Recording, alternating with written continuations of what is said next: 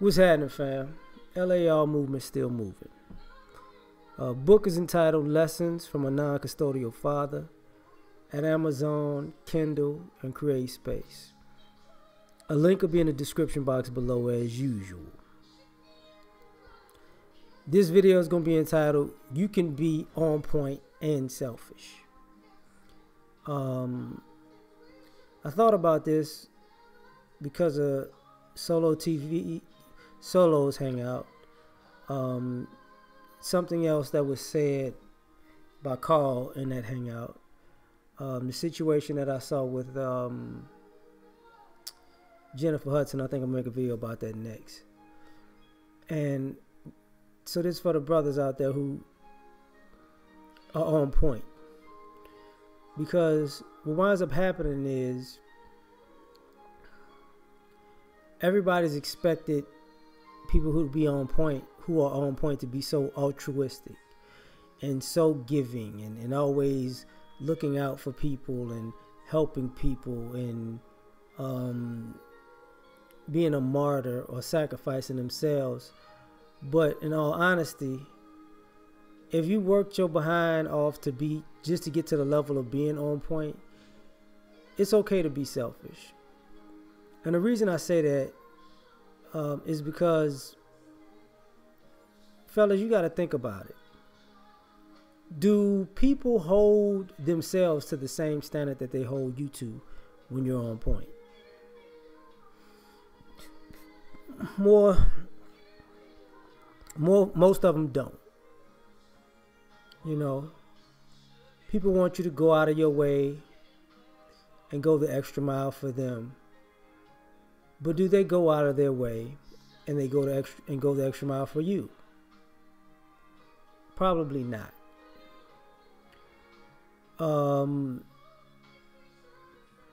People have certain expectations of you, or when they see you and they know you're on point and where you came from, they have a standard. You have a standard of yourself and they have a standard for you. But do these people have a but when you have a standard for other people or expectations of other people,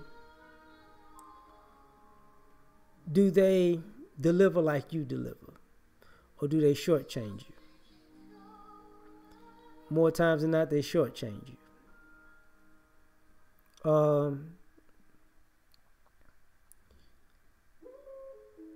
And when it comes to you being selfish, it's looked at as a bad thing. You know, you are a vessel for everybody. You're an instrument of God, right? But nobody's a vessel for you. Nobody's an instrument of God to help you in your life. So I would say to save yourself, to save your sanity, you have to be selfish. Because when you're on point, you're responsible. You understand delayed gratification. You understand sacrifice.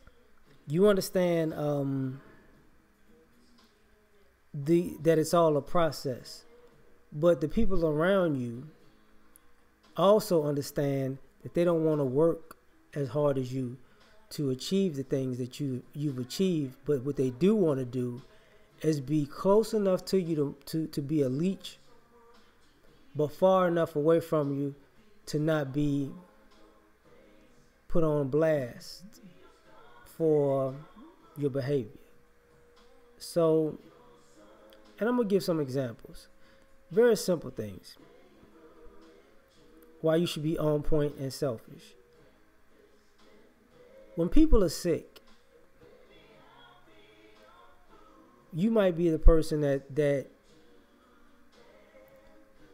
comes by, gives them chicken noodle soup, or nurses them back to health.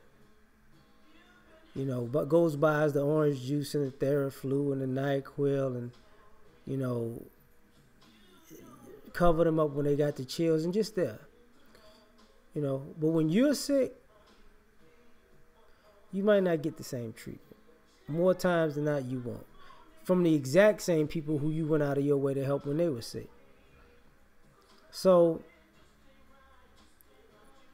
A lot of people waste time and resources being so selfless that they don't realize you have to take a step back sometimes and be selfish, not just to save your time and resources, but also you need a moment to look at the people around you and see if they're willing to do for you the things that you've already done for them. And you come to find out that they're not feeling you like that. They're not thinking about you like that. You know, there are people who they have accidents in life because, you know, things happen in life. They have situations and they may call you because you're on point. They may call you before they call their own family. Or you may be that family member. But when the shoe is on the other foot, you might be dealing with a lot of people who are too busy to help, who got so much going on, who just can't do it right now. Now, they know that you might have had to make time for them, or you was busy, but you decided to burn the candle at both ends to make sure that they were okay because you cared. And those, you know, sometimes no good deed goes unpunished. And when you on point, sometimes your good deeds always go punished, you know. But you never sit back and observe life and say, wait a minute, do these people have my best interests at heart? And most of them don't. Some of you guys out here dating, you know, you're taking people out, you're enjoying these great experiences, you're getting to know people or people you've already known for a while. And if you're too good to them, they'll throw little fits and tantrums and be upset at you when you're not doing something for them. Even if you're tired, even if you're sick, even if you're going through something, they don't care. But you got to ask, what do they do for you? You know, if you take somebody out to eat on numerous occasions, how do they repay you? And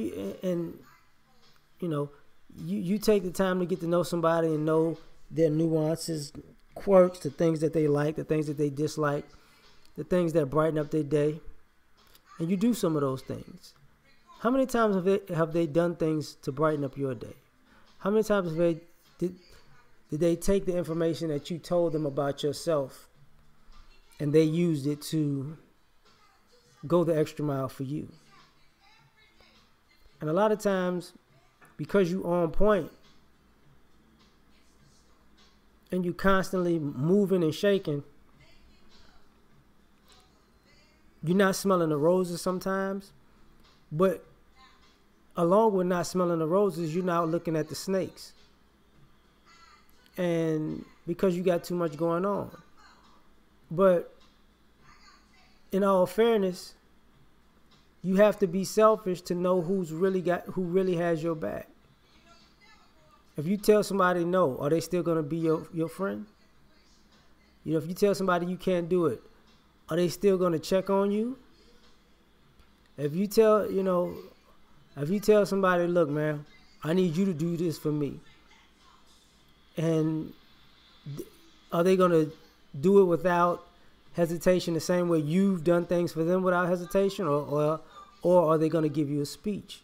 Are they going to know what, when, where, why, how when you don't ask them what, when, where, why, how, right? You got to ask these questions because, in my opinion, I think it's good to be selfish because you're not getting, a lot of times on point people aren't, brothers, you ain't getting nothing in return, you know. Think about all the birthday gifts you've bought people, and think about the birthday gifts you've gotten. Think about the Christmas gifts you've bought, and think about the Christmas gifts you've gotten. Think about um, the movie nights and the concerts and this, that, and the third. And think about how people, you know, use their resources. And I want you to think about it in this way. Think about the things that these people have told you they've done for other people. And think about the things you've done for them. And see, do they treat you the same way they treat the other people in their lives that may not do half of the things that you do for them?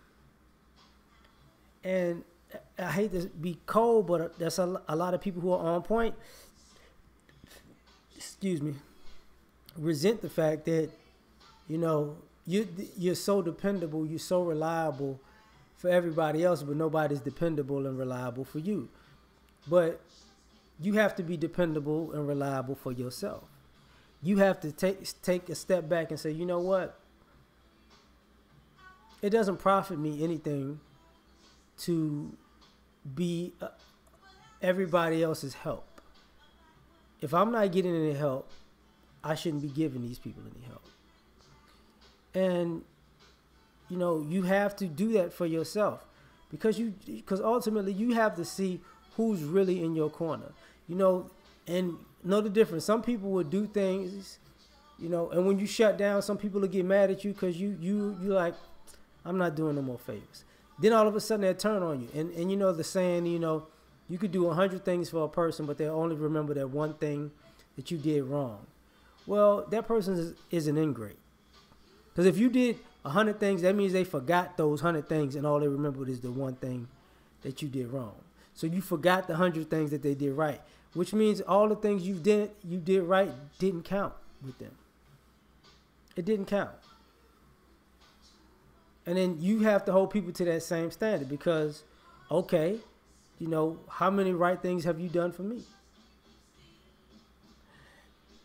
How many wrong things have you done to me? So I should cut you off too, if that's the case. You know, also, you have to be selfish, because if you don't take care of yourself, and you should already know nobody else will. You know, who cooks for you? Who cleans up for you? Who says, you know what? I got tickets to the game. I got you some tickets to the game, or I got you tickets to the concert. Who does those things for you? You know, you might have done so much for people, you forgot some of the things you've done, and people remind you. But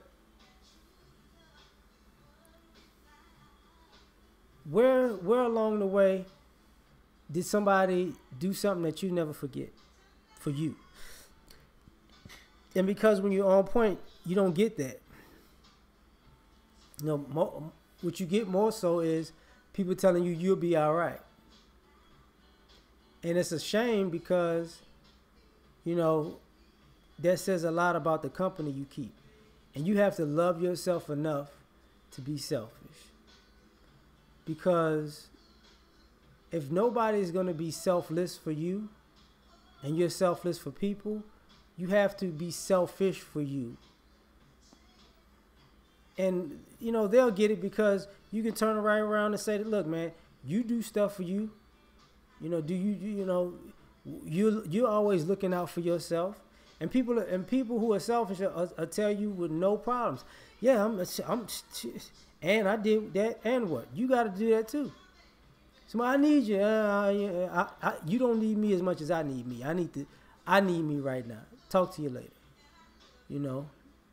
And some people will respect you more, ironically, because you just doing you, and you're not messing with them no more.